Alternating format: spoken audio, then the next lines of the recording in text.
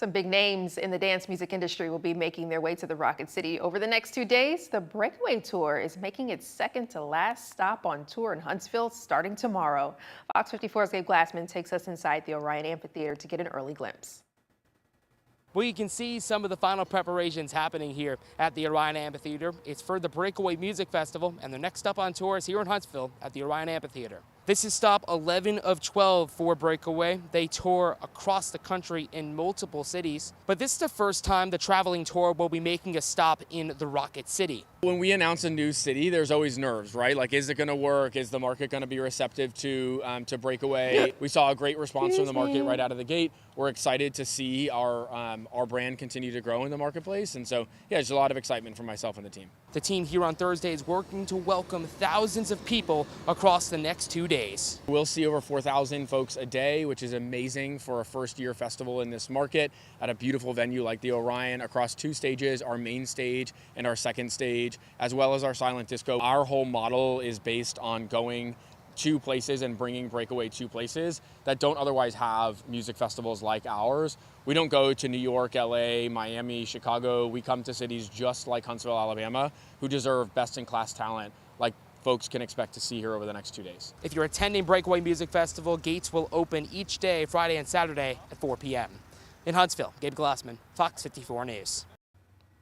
Some of the featured artists on the lineup are the Chainsmokers, Cascade, and DJ Diesel, also known as basketball legend Shaquille O'Neal. We have more information for you about the festival on fox54.com. Now, the Tennessee Valley's certified most accurate forecast from the Fox 54 Weather Impact Team. And here's a look, a live look, I might add, from Drake Mountain. We're still able to, with this limited time we have, catch that sunset to the right. I love it. I love the sunset. The sunset is very pretty. And maybe the sunrise is just as pretty, but on any given morning I am not up to watch the sunrise, so I don't know. Yeah. Do you wake up in time no. to see? No? Okay, you didn't even need to finish the, not a chance. One day, though, one day. I remember you told me that, was it Montesano Mountain that you were there for Easter sunrise service? Yes. Yeah. So I have, in fact, seen the sunrise of my own volition. In the meantime, we'll continue to enjoy the sunset. And it is a beautiful one this evening, and we've got some fantastic temperatures to go with it. 79 degrees right now in Huntsville, 80 degrees both Athens and Decatur. Look at that, Fort Payne. Good evening.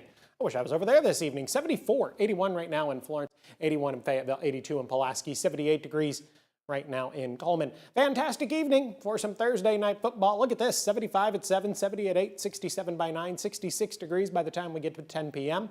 We're going to maintain a mostly clear sky this evening. Have a look at the drought monitor. Newest one just came out today, and we've seen improvement in all the places that you would expect improvement. Remember all that rain we saw last week across the Tennessee Valley? Well, that is now taken into account as far as the latest drought monitor is concerned. No drought problems up across southern Middle Tennessee, northern Limestone, Madison, or Jackson counties in the clear there.